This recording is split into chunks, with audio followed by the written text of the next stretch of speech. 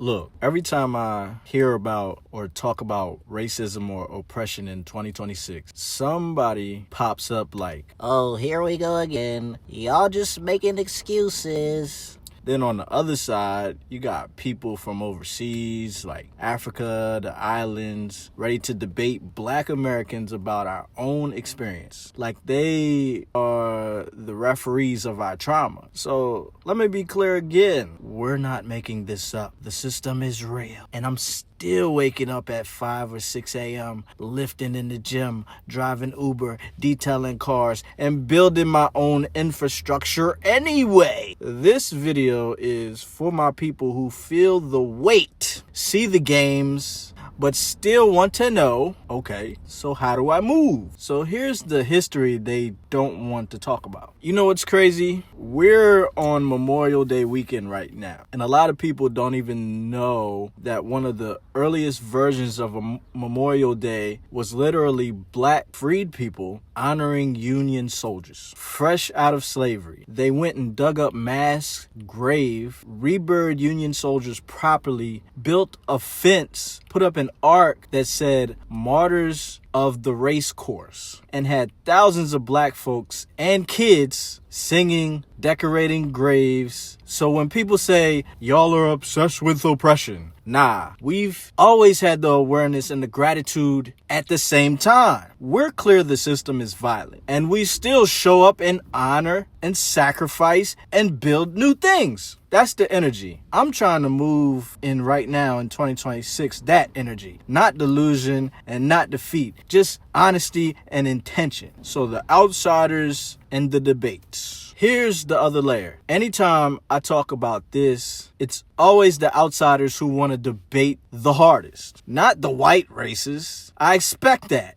I mean people from the motherland, people from the Caribbean, other places in the diaspora. They slide in like, well, in my country, we had it worse, and we don't complain. If y'all just worked harder, America gave you so many opportunities, why are you still talking about slavery? And some of them mean well, but some of them are just parroting white folks, comparing themselves to Black Americans, turning their grind story into a weapon against us. But here's what they don't get. You arrived into a system your ancestors didn't build and didn't bleed under for 400 years. Black Americans are the product of that system, top to bottom. Policing, housing credit, media, all of it was designed with us in mind. So when we talk about oppression here, we're not asking for permission from anybody's passport. We're describing the water we grew up swimming in. I still don't move like I'm a victim. Now here's the part that confuses people because they're used to the extremes. They expect either the system doesn't exist, just grind harder, or the system is everything, so why even try? I'm not in either camp. Let me tell you what I've been doing the last few days. So I found out I owe the IRS about 5 figures. Cool.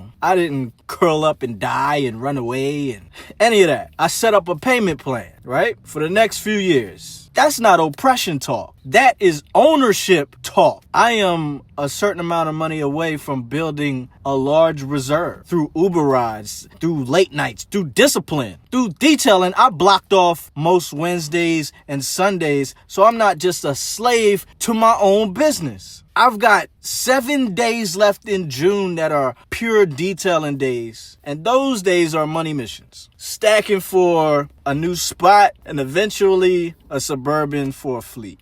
I separated my business account from my personal accounts. Look, I'm not just a hustler anymore. I am a man with books, with structure. All of that is happening inside of a racist system, not outside of it. I don't have to pretend racism is fake for my grind to be real. See, my mindset is the system is rigged. Cool. Now, how do I learn the rules so I can bend them for my people? How I embody this day to day. Let me show you how this shows up in regular life, not just paperwork. I'm in the gym Memorial Day morning, pushing weight, strapping on 45s to my waist for dips, Not because life is easy, but because my body is my first asset. I'm driving Uber, and I'm still the guy who protects kids in my car, calling out no car seat situations, returning phones, making sure stressed mothers and babies are safe. That's not theoretical black excellence. That's how I ride every shift. Clients hit me up like I'm a magician. Paint spills, disaster interiors. Why? Because I've built a standard where when something really messes up, they think of me first. On the internet, people argue oppression versus no oppression. In the real world, I am protecting people, cleaning up chaos, paying back taxes, filing paperwork, saving for a new spot and a big ass Suburban, and still making content, still rapping, still speaking on this stuff. That's the lane I'm carving. I'm not the victim, not the denier. I'm the builder.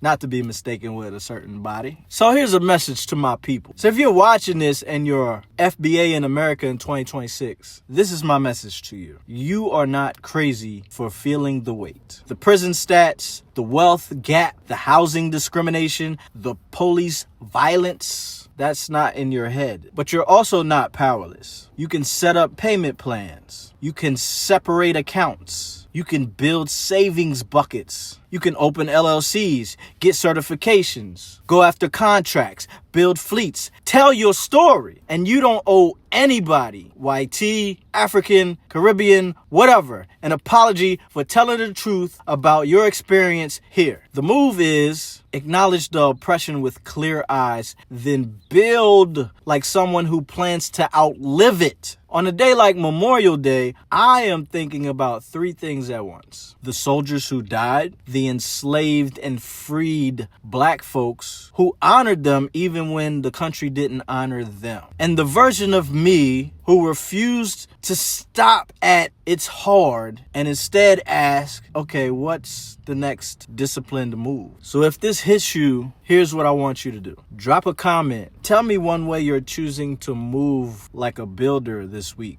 Is it paying a bill? Is it setting up a savings bucket, booking clients, or just getting your body right? Share this with one person who's stuck between the system is fake and I'm doomed. I'm Taj, the rapping detailer. I talk about faith, discipline, racism, real world grind, not for clicks, but because I'm living it from a freaking car seat to a $25 million vision. We're not making up oppression in 2026. We're just done letting it be the last word. Hey, just remember that being prepared eliminates fear and being aware makes everything clear. It's Taj, the rapping detailer, and I'm out of here. Peace.